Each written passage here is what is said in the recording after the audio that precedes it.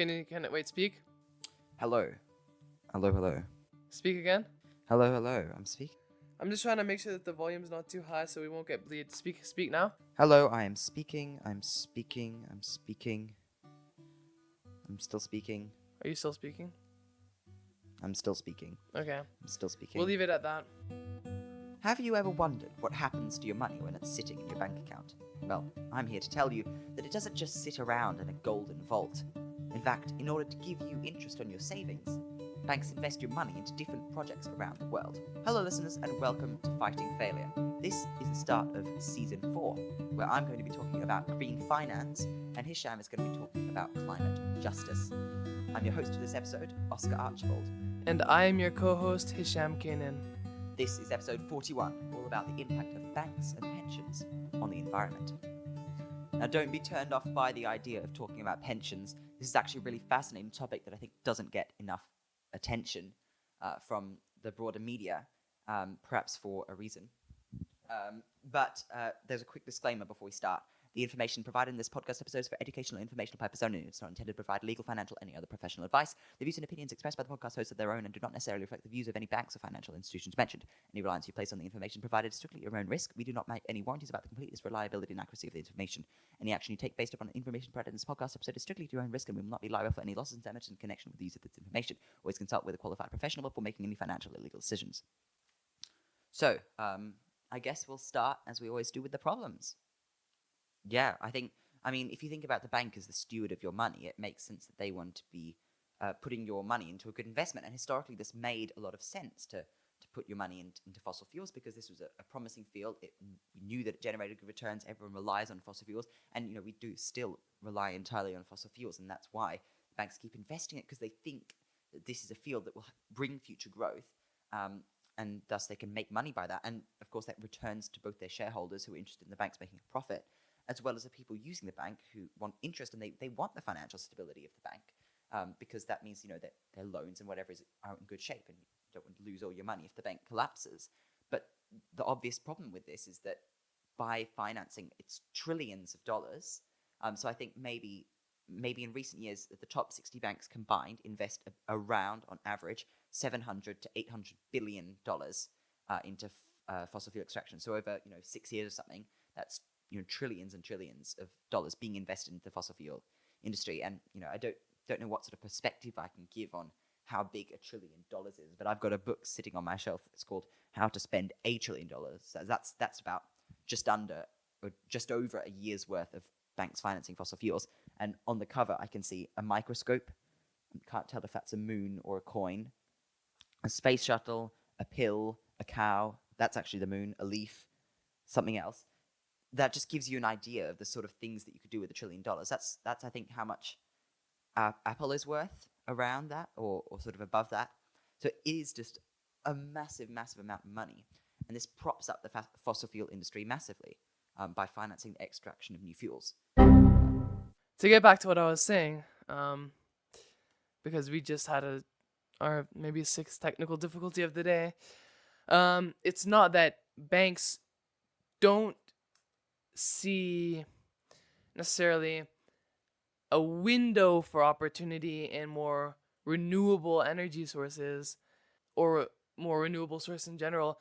It's that the fossil fuel, the public wants the fossil fuel industry is one reason, because it's been driven for so long by the fossil fuel companies, and because it was, we talked about this early on, like it was like, gas powered cars were like the manly car, and it's been it's like they've been pushed on the public for so long through advertisements, which we've also done an episode on that at this point, right, that's the typical expectation is, so cars, coal plants, like it's so ingrained in this Western sort of mindset that the public doesn't see a reason to shift, even if they do see a reason to shift. I don't know if that makes sense. And then also, it's the fossil fuel industry is the quickest way for these banks to make money, because to invest in a whole new like energy source or some, or like a whole new, it takes time for that to sort of catch on and for that to be adopted and for that to be, and then it slows their rate of income or their rate of return. And so that's another reason why it's like they keep put like funding and pushing fossil fuel into like the fossil fuel industry and lobbying for that is because there's just so much benefit in it for them profit wise. Yeah, and that's important to remember is that while banks are custodians of your money, they are also for-profit enterprises, and they have shareholders that they need to please, and those shareholders will often demand certain things of the bank that aren't necessarily best for the bank's customers, but are best for the bank's bottom line. So obviously, we all know fossil fuels are bad for the environment because burning them releases carbon dioxide, which contributes to the greenhouse effect and hence global warming, which causes a massive number of ecological effects. However, another thing to consider with regards to fossil fuel extraction specifically is the type of methods that are being used to extract the fossil fuels and the impact of those methods directly on the environment, as well as the impact of the subsequent burning or use of those fossil fuels, whether that's to burn, which releases carbon dioxide, or to turn into petrochemicals, which might make pesticides, which we learned from agriculture section are really bad for crops and for the land and for human health, or plastics, a massive petrochemical, which There's just so many cases where drilling and mining has gone wrong. I mean, there was whatever it was like the Keystone pipeline spill in the U.S. I think somewhere random that it was like, and it was a big deal. It was, I think, the biggest onshore spill in something like 9 years about, and it was, let me check, it was something like 14,000 barrels that were spilled. And it's just, I mean, and then there's obviously those like compounds are really, really toxic. And so when they sort of get into our aquatic ecosystems, then there's all types of problems and all types of effects that can have. Yeah, and if you think about the sort of things that banks are investing in, because that so many fossil fuels have been exploited by now, it's getting harder and harder to find new ones. And that doesn't mean that we're running out of oil anytime soon, unfortunately. But instead, it means that banks are financing more risky endeavors. So this could be something like fracking, which is where they pump, I think, is it compressed air or compressed water or something. There's some way that they apply a lot of pressure to underground rocks, which sort of flows through the cracks and releases shale gas, which was previously unable to be accessed. As that for America, that just opened up. It made America a massive natural gas producer again, when it previously had pretty much dried up. In the UK, fracking is proving very controversial. There was a whole thing where Liz Truss tried to introduce it. They weren't sure if this fracking vote was a vote of no confidence in the government. Yeah, very short. The famous case of the lettuce. Yeah. That was great fun, Liz Truss. Lucky it didn't go on too long, though. Otherwise, it would have... She already did sort of destroy the country a bit in only 47 days. Anyway, fracking, yeah. So I think currently it isn't allowed in the UK, thankfully, because there are big concerns about the effects of it, whether that be destabilizing the ground, potential threats of earthquakes, and noise concerns for local populations. And noise pollution, something we talked about before. It's obviously a big issue as well for wildlife who rely on quiet or sounds for mating or anything like that. Their communication is perhaps an invisible effect of noise pollution, as well as the just obvious effects of having so much noise everywhere in built environments. Tar sands drilling, Arctic drilling, other examples of really, drilling and exploitation of fossil fuel resources that degrades the natural environment as well. Yeah, and it also just takes away from the natural scenery to have a big plant or to have a big drilling site. Like it's not a great thing to look at, is it? Yeah, and it's really bad for health as well. So in Los Angeles and California, there's a massive amount of oil resources which are tapped with these massive oil rigs that are in the middle of Los Angeles. So they do go to a certain effort to cloak them all. But there was an instance of there being this oil rig, a drilling well, an oil well, that's what they call it, oil well, that was in the middle of a school playground. And it was just sort of covered up on the outside so no one knew what was inside. And what a surprise, everyone got cancer. So they're really dangerous as well. And you can imagine that, we don't really think about how many people might be getting, not many people are going to be getting cancer from oil rigs in the middle of the North Sea. But imagine the effect that might be having on wildlife as well, that it's just uncharted and unknown. I mean, if it can give a human cancer, imagine what it can do to all like the vulnerable species, and I mean, like, and then you think about like the interconnectedness of those aquatic ecosystems, and like if you lose or harm the population of one species, I mean, then in a certain area, then that can like decimate entire, like that can just completely tear down the foundations for entire aspects of the, so like, I mean, the effect that oil spills can have on the ecosystem, like a lot of other um, man-made problems as a result of resource exploitation, is just huge. Like the effect that it can have without you really knowing it. Yeah, it's massive. And now that more, here's another exciting story. So thanks to climate change, the Arctic is melting, and so it's becoming more and more passable by ship for longer periods of for longer periods of the year. And surprise, surprise, there's oil in the Arctic, and so now there's the massive sort of conquest of the Arctic, as now that it's passable by ships. More and more countries are trying to get into drilling in the Arctic, but that must be such a fragile ecosystem. It's already being devastated by the melting of all the Arctic ice, which is sea ice. So it's not really land in the Arctic; it's all sea ice, and that's just being devastated. And now they're coming and drilling it as well, and there's geopolitical ramifications as well because of how much of the Arctic. It's never been really a problem before who owned the Arctic, and there were conflicts about where people thought their exclusive economic zone. So you have 200 nautical miles of exclusive economic zone from your border, but you can also expand that through a continental shelf. So there's massive debates now, between Russia, Canada, Finland, Norway, Sweden, all the countries that, actually Sweden doesn't really have any super north coast, but all the different countries that have claims on the Arctic, those claims are now sort of being borne out, and it's going to come to a head now that there is oil in the Arctic. And it's not just oil, right? It's also like shipping. It opens up entirely new possibilities for shipping routes, much quicker shipping routes. It's like people are now trying to exploit a place that's been so devastated by exploitation, like global exploitation. It's just like exploitation on exploitation. It's just so careless and so mindless. And also, did you hear about now there's new plans to open like a new is it a coal plant or a coal mine in the UK as well? Like they've just given the okay. Yeah, and we have this net zero commitment, but like coal, what century is this? Coal is like a 19th century sort of technology. It's the 21st century. It's 2023. First Funny Failure episode 2023 is coming in February. But yeah, it's coal is just, it's not even viable economically at this point. And so it really boggles my mind as to why they think it's okay to open a new coal mine. It's the dirtiest fossil fuel. All fossil fuels are dirty. Even natural gas is not been cleanly. But coal is the dirtiest fossil fuel. It is becoming more and more economically unviable because it's a solid fuel. There's been times when we haven't used any coal power at all for days on end in the UK. So what do they think they're doing? Setting up a new coal mine?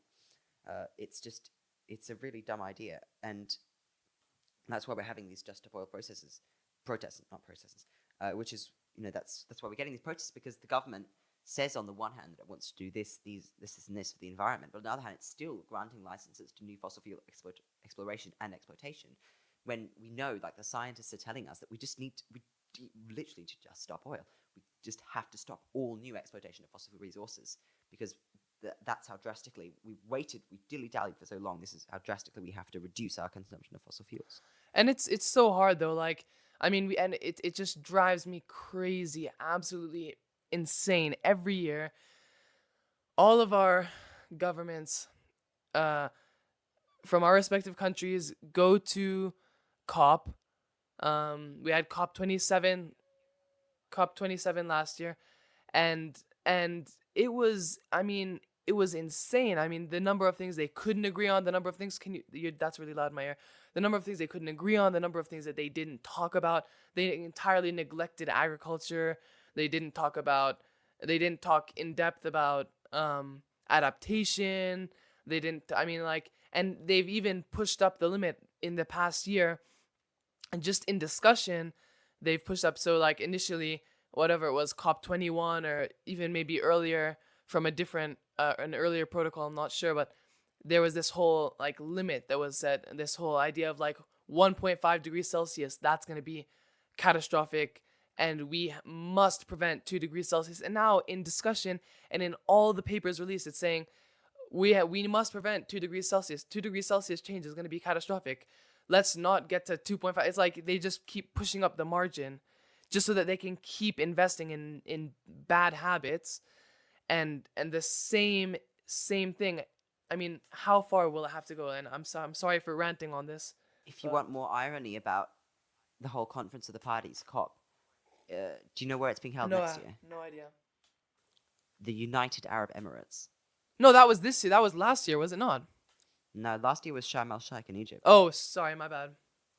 Yeah, I forgot.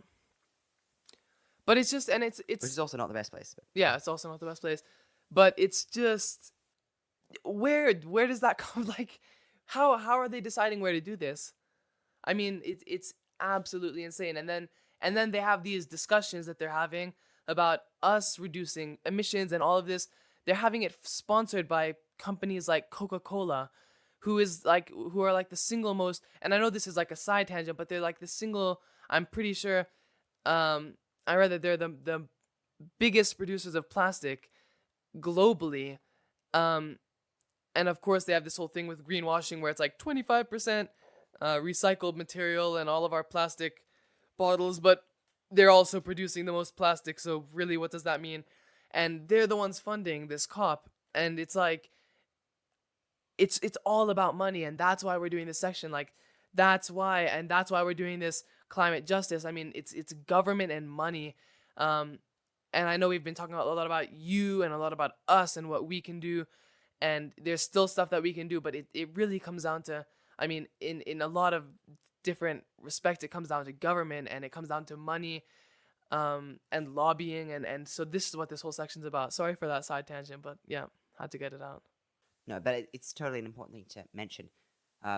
Banks. It's not even only oil extraction and fossil fuel extraction, but other sort of related destruction things. If they're funding palm oil exploitation, or anything like that, that destroys natural habitats, and other things like that.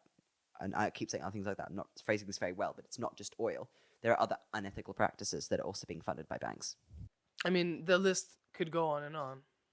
Yeah, exactly. Furthermore, banks are dishonest to their customers about this. So it's not only that they're doing one thing that's against doing the mission of the human race, but they're also then using greenwashing tactics to influence unsuspecting customers to bank with them. So they'll say on their website that they care about the environment and they've got this, and this target. And that means that most people who might only be, tangentially aware of the environment and the things that we need to protect and so on and so forth, and aren't super aware about these specific campaigns targeting banks, and don't really realize that trillions of dollars being spent by banks to prop up the fossil fuel industry. They might think, oh, okay, good. Barclays is being good for the environment, and that they're caring about that, and that's good to see. So then they sort of they don't really care about it as much, or they don't bother to look into it further. And they're using these greenwashing tactics to influence customers to bank with them. And they make shallow promises about their ambition. So, HSBC, for example, is a bank that I'm fairly familiar with. And they're like, oh, we care about the environment because we have fully excluded coal. But we all know that coal is already not economically viable, that people are paying to have coal power stations taken away from them because they're too expensive to decommission. In spite of that, it is economically unviable, as we were talking about. So they make these shallow promises like, oh, we'll stop coal, but you probably would have done that. And this is probably the only reason that you're saying this, is you're trying to use as marketing that it's just not economically viable, actually, for you to invest in coal anymore. It doesn't make much sense. So the thing is that when it comes to the bank's responsibility to the customers, oil is not even a good investment anymore. There's sort of two sides to this coin. The first side is that its extraction is becoming increasingly risky as fields are being tapped already. Exploration is maybe less likely to return a positive result. And also with the uncertain and will hopefully minimized fate of oil in the global economy, these investments could turn sour pretty quickly. They could become unviable. They could even not return a profit to the banks because people maybe don't want oil. The price of oil falls, whatever.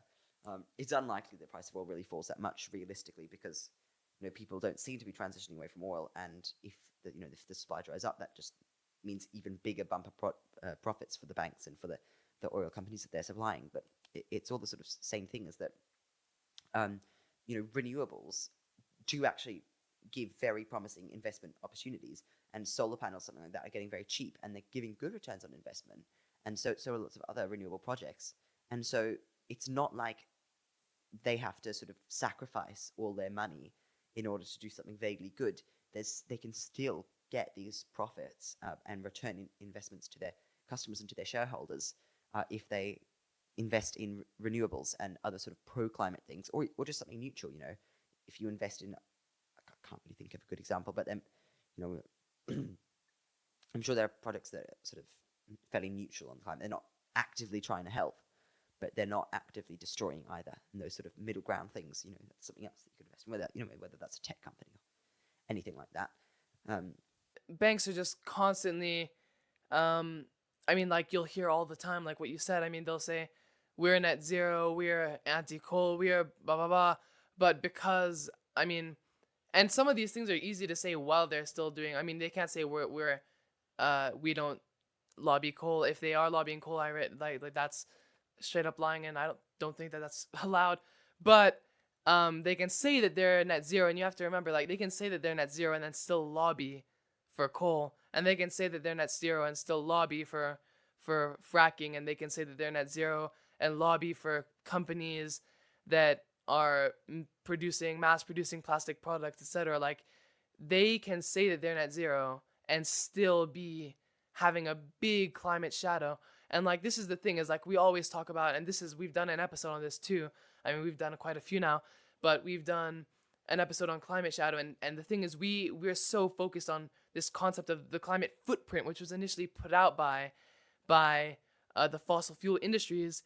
We are so like honed in on that footprint that we're only looking at the tip of the glacier. We're only really focusing on what, like, net zero, like I offset and I do this, but really, there's so many things that really count up and add up to what your actual impact on the environment is.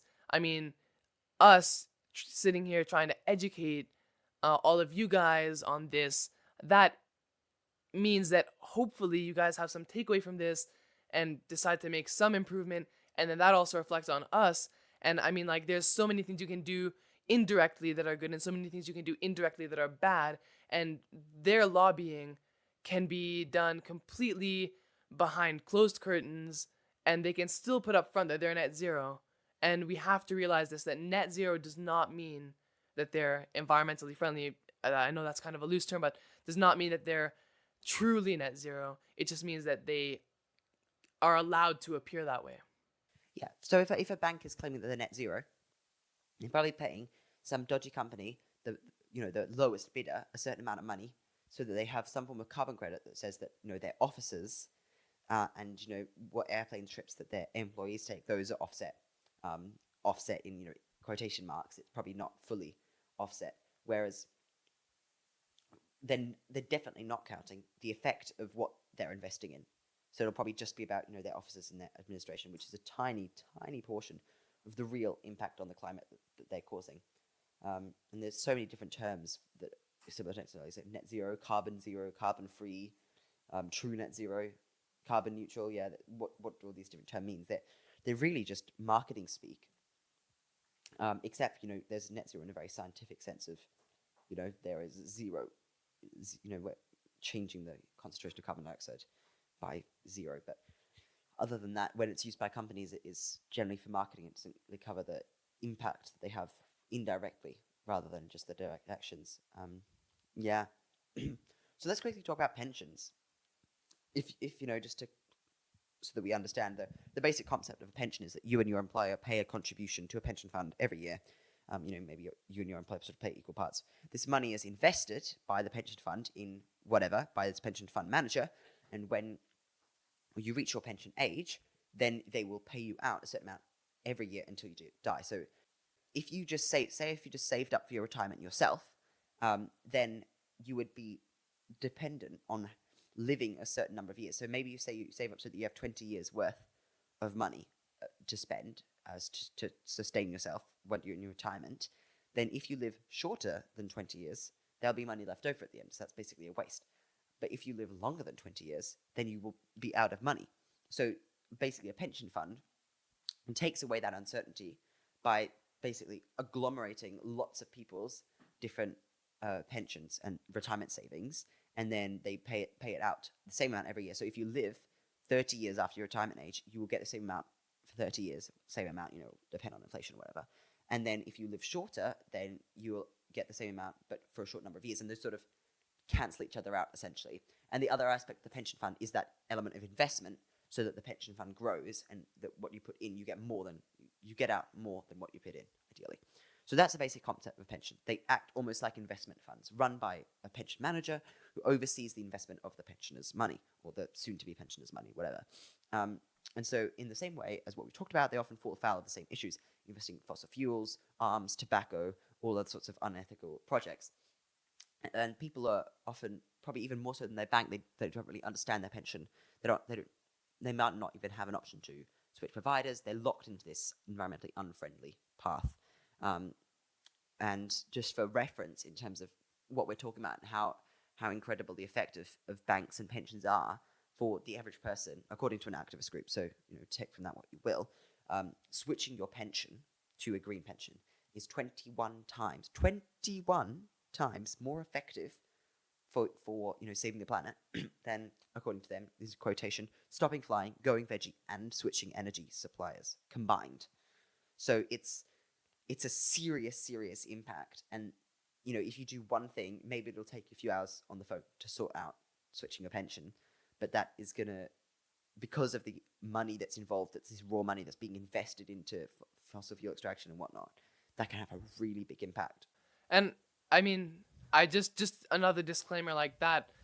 It's from an activist group. Might be an exaggerated stat, but still the point stands. The general point stands, is that your banks, your pensioners, like they're all, or packet. What are they called? Pension owners. How would you refer to that, Oz?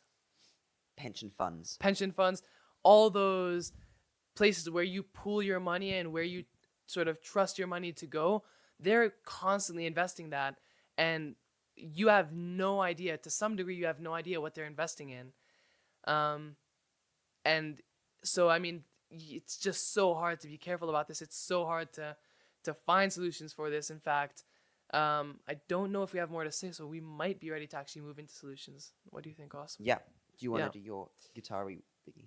Yeah, sure. I'll do that just now. All right. I'm just going to unzip my bag and get it.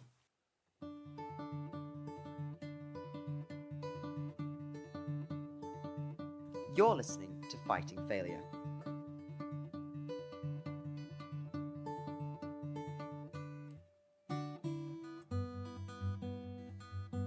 This is episode 41, all about how the finance industry is destroying the planet.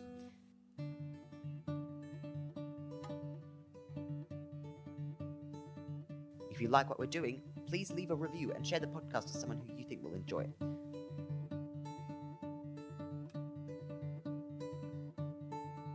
If you'd like to give us a little love in late Valentine's Day spirit, feel free to head to our Patreon. The link is in the show notes, and give a small recurring donation.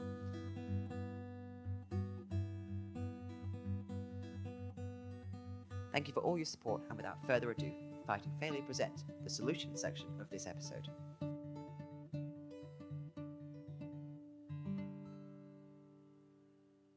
All right, so solution number 1, switch banks. This is a little bit of a hard one to do. Not that switching banks is a terribly difficult process, but finding the bank, that's the hard part. It's not really like there's any bank that's sort of the golden standard, I would say, or that golden bullet. Obviously, you need to find one that's close to where you are and that works for you in your location. So you can't go out of your way to change that. But there are some ways that you can do your own research and find what bank will suit your needs and suit the environment's needs, for that matter. Yeah. If you're in the UK, there are tons of resources that I put in the show notes, which might also be helpful if you're not in the UK. So there's a list of like top 60 banks or something, and you can like have a look at sort of their policies on the climate. There's tons of stuff available online if you just have a look. If you're in the UK, there's something called the Current Account Switch Guarantee. So this means that you can switch from any UK bank to any other UK bank, and they guarantee that all your money will get there, all your direct debits will be transferred, all that sort of stuff will move over as well. So that should work really well. If you're finding it difficult to move banks, maybe you're in a country that doesn't have the same sort of assurance, then perhaps you can find a green bank that operates in your country, and then you can open an account with them, put a lot of money in that account, so that you're financing green investment rather than evil investment.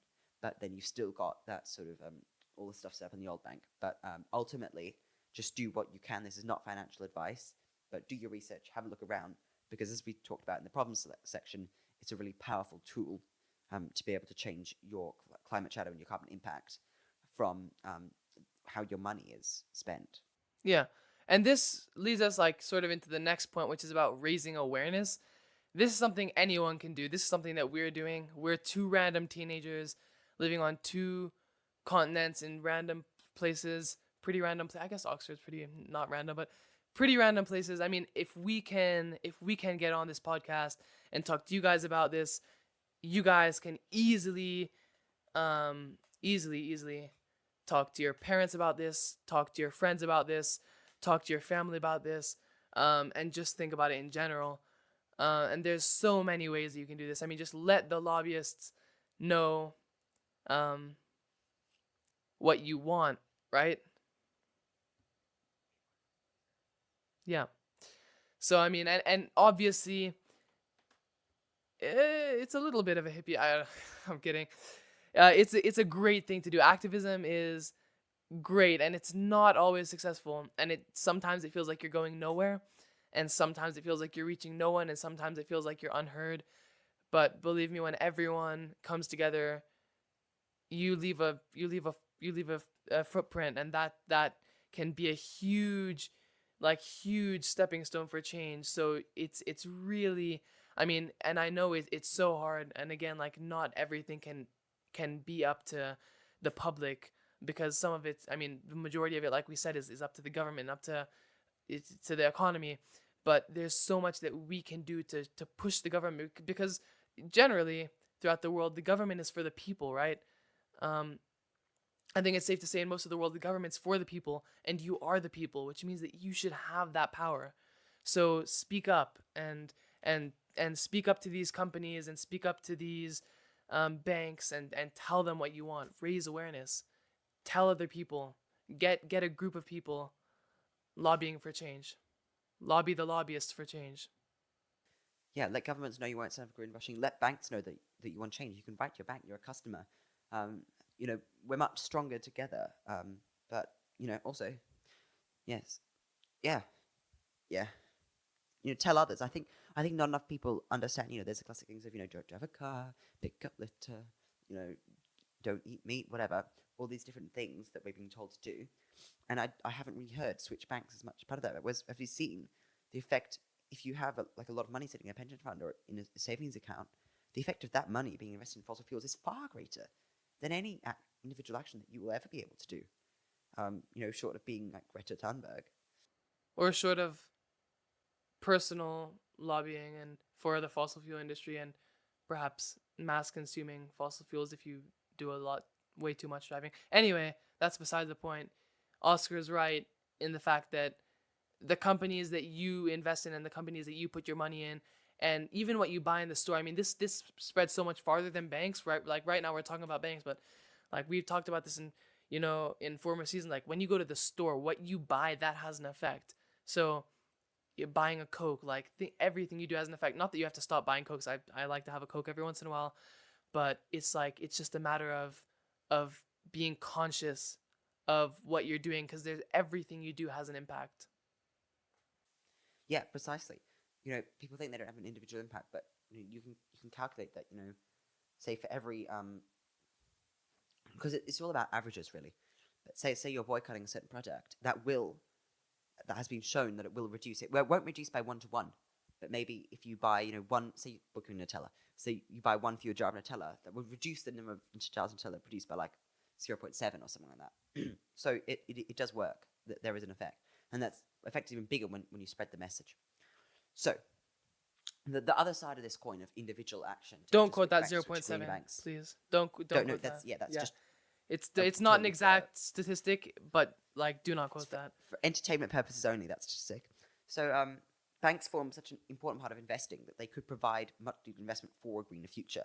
If you think about if trillions of dollars, literally trillions of dollars, are being spent on the fossil fuel industry by banks, even a fraction of this amount could just go so far towards resolving so many of the technological issues. If you think about it, a lot of people don't like to think about it this way for a good reason, in terms of just, let's just spend money to fix the climate crisis. But that was a big word. From a technological point of view, there is so much that could be done if we spent a lot of money resolving this issue. And that's been shown that scientists have calculated, and I don't have the number off the top of my head on the show notes for that matter, but scientists have shown sort of how much money, they could quote you a number, how much it would cost to fix this issue, just to fix it. And, there are certain things that are the most effective way to spend money to. And banks really have fantastic leverage that could create positive change if it's applied correctly. Like, there's so many. I mean, if banks can lobby, and if these pension funds can lobby, and if these companies that we invest in, if they can lobby for fossil fuels, and then they can lobby for renewables, and they can lobby for change, and you just have to show them that you have interest in that change, and that you want to see that change. And I mean, that goes right back to sort of raising awareness and being vocal, right? I mean, you can create change just by speaking up, and I mean, with the power that they hold, because money is power, right? We talked about this. Money is in a sense power. It enables change, right? And with that money that those big companies and those banks own, they can make huge change. They can be huge lobbyists for positive change all across the spectrum, not just environment, but for everything. So I mean, it's really just about showing interest in change, and telling them that you want that change, and finding the best bank for you, and the best options for you. And lastly, transparency is key. Oscar, would you like to elaborate? What's he done now? Looks like he is off the meet. 1 sec. This is all right. Looks like we've just hit our 7th technical difficulty of the day. But I mean, to finish this off, right? You are a voice for change. Your banks are lobbyists for change. And so when you voice that you want change to your banks, there's a huge margin of possibilities for what you can do and for what they can do. You just have to represent that interest, and you just have to find what's right for you. And if your bank's not receptive to that, and if you're not making any progress, then maybe it's time to shift. And that's not too hard to do. Like Oscar said, there's links in the show notes if you're in the UK. But all you have to do is go online. I mean, Google's a great tool. It's a great tool, and there's lots on there about policies from different banks. So I mean, you can do your research and really make a change on this one. So I will wrap it up now because I don't know where Oscar's gone. Thank you all so much for your support on this episode and of our podcast. And we will see you next time. Thank you and goodbye.